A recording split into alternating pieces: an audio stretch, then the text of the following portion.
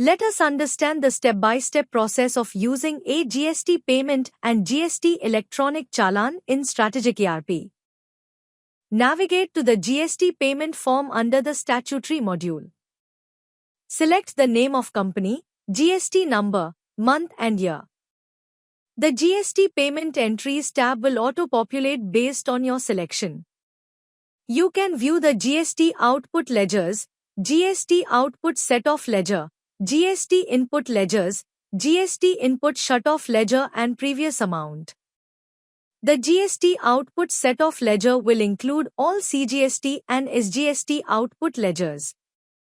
The GST input set-off ledger includes all CGST and SGST input ledgers.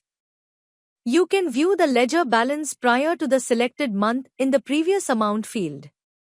You can view the transaction value of the current month under the current amount field. Click Save and follow the necessary steps for approval.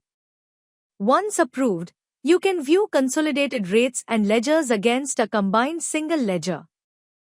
To use the GST electronic challan form, navigate to the GST electronic challan form under the statutory module.